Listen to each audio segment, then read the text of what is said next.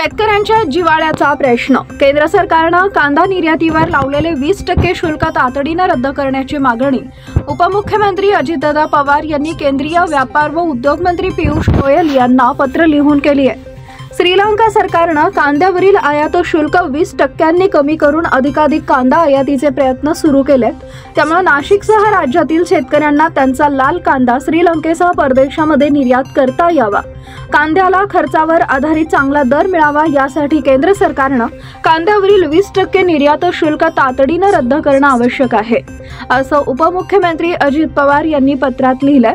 राज्यातील आमदार नितीन अर्जुन पवार, दिलीपराव बनकर, हिरामन खोसकर, सरोज अहिरे या लोकप्रतिनिधींनी अजितदादा यांना पत्र लिहून या प्रश्नी तातडीने तोडगा काढण्याची मागणी केली होती। या लोकप्रतिनिधींच्या मागणीची दखल घेत अजितदादा यांनी गोयल यांना पत्र लिहून कांद्यावरील 20% निर्यात शुल्क तातडीने रद्द करण्याची मागणी केली आहे। राज्यात विशेष करून नाशिक जिल्ह्यात कांदा उत्पादक शेतकऱ्यांची संख्या मोठी आहे। या शेतकऱ्यांकडून परदेशात मोठ्या प्रमाणावर कांदा निर्यात केला जातोय। आज मिती उन्हाळी कांदा संपलेला असून नवीन लाल कांदा मोठ्या प्रमाणावर बाजारात विक्रीसाठी आलाय।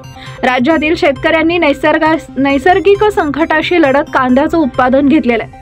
अवेळी पाऊस व बदलत्या हवामानानुसार त्यांच्या कांद्याचं मोठ्या प्रमाणावर नुकसान झालंय। उर्वरित चांगल्या कांद्यास खर्चावर आधारित चांगला भाव मिळणं गरजेचं असताना बाजारभावात दिवसेंदिवस घसरण होत आहे। सद्यस्थितीत राज्यातील लाल कांद्याला प्रति क्विंटल सरासरी 2400 रुपये अत्यल्प दर मिळत असून शेतकऱ्यांचं होणारं नुकसान मोठं आहे। लाल कांदा टिकाऊ नसल्याने शेतकऱ्यांना व व्यापाऱ्यांना तात्काळ विक्री करावी लागते, हे सुद्धा नुकसानीचे महत्त्वाचं कारण आहे। हे नुकसान टाळण्यासाठी राज्यातील शेतकऱ्यांच्या कांद्याला चांगला भाव मिळण्यासाठी राज्यात उत्पादित लाल कांद्याची परदेशात जास्तीत जास्त निर्यात होणं आवश्यक आहे।